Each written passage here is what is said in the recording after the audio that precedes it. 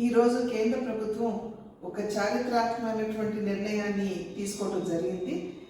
ఇప్పుడే మనకి అందినటువంటి వార్త, విశాఖ స్టీల్ ప్లాంట్ రివైవల్ కోసం కేంద్ర ప్రభుత్వం 11,500 కోట్ల రూపాయలని కేటాయించిందని చెప్పి మనకు వచ్చినటువంటి సమాచారం. నేను నరేంద్ర మోడీ గారికి, అదేవిధంగా కుమారస్వామి గారికి నేను నా ధన్యవాదాలు, అదే నిర్మలా సీతారామన్ గారికి కూడా నా ధన్యవాదాలు నేను తెలియజేస్తున్నాను.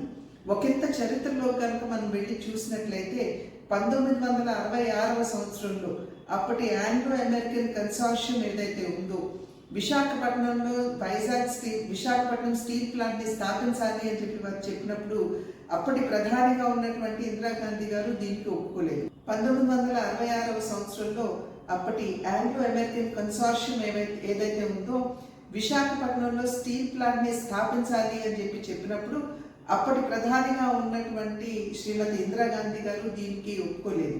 అయితే అమృతరావు గారు, తెన్నేటి విశ్వనాథన్ గారు, వీరి యొక్క కృషి వలన, వీరి యొక్క పోరాటం వలన వేలాది మంది అక్కడ ఉన్నటువంటి తెలుగువారి యొక్క పోరాట ఫలితంగా దగ్గర 32 మంది వారి ప్రాణాలు కోల్పోయినటువంటి సందర్భంలో మనం విశాఖపట్నంలో స్టీల్ ప్లాంట్ని స్థాపించుకోవడం జరిగింది.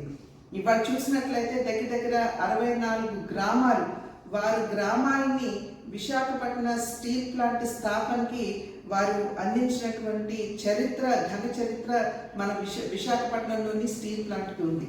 ఆ నేపథ్యంలో ఎన్నో ఇబ్బందులు మన విశాఖ స్టీల్ ప్లాంట్ ఎదుర్కొంటున్నటువంటి సందర్భంలో అప్పులు ఊపిలో కూలిపోవటం దగ్గర నుండి వారికి క్యాప్టివ్ మైన్స్ లేకపోవటం వలన ఈ రోజున ఏ స్థితికి వచ్చిందంటే, చివరికి అక్కడ పనిచేసేటువంటి ఎంప్లాయీస్కి కూడా సరైనటువంటి విధంగా వారికి జీతాలు ఇవ్వలేనటువంటి పరిస్థితి ఇవాళ విశాఖ స్టీల్ ప్లాంట్లో ఏర్పడింది.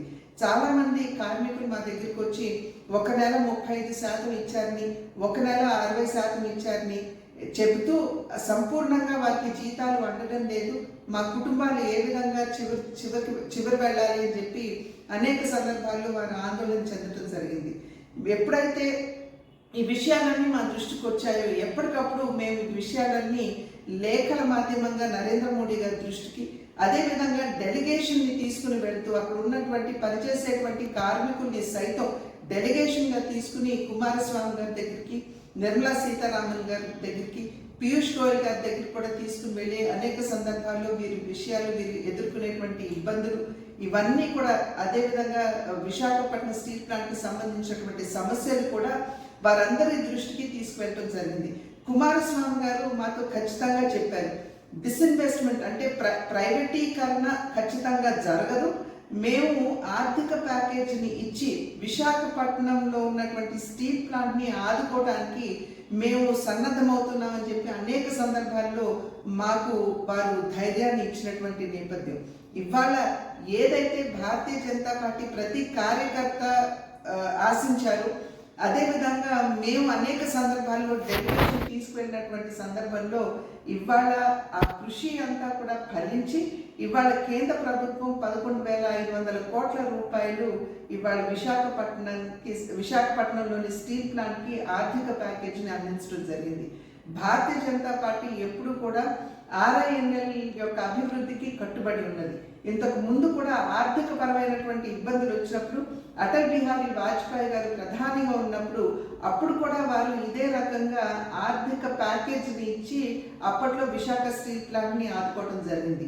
ఇప్పుడు కూడా మేము ఏదైతే మొదటి నుండి చెప్తూ వచ్చామో, డబుల్ ఇంజిన్ సర్కార్, కేంద్రంలో ఎన్డీఏ, అదేవిధంగా రాష్ట్రంలో కూడా ఎన్డీఏ ఉన్నట్లయితే ఇటువంటి సమస్యలు అనేకం మనం పరిష్కరించుకునేటువంటి అవకాశం ఉంటుంది అని చెప్పి ఏదైతే చెప్పామో, ఇవాళ ఈ ప్యాకేజ్ మాధ్యమంగా మనం ఆశించినటువంటి కళ సాకారమైంది అని చెప్పి విశ్వసిస్తూ మరి ఒక్కసారి ప్రధాని నరేంద్ర మోడీ గారికి, అదేవిధంగా కుమారస్వామి గారికి కూడా నా యొక్క హృదయపూర్వక ధన్యవాదాలు, వీరితో పాటుగా నిర్మలా సీతారామన్ గారికి కూడా నా హృదయపూర్వక ధన్యవాదాలు నేను తెలియజేస్తున్నాను.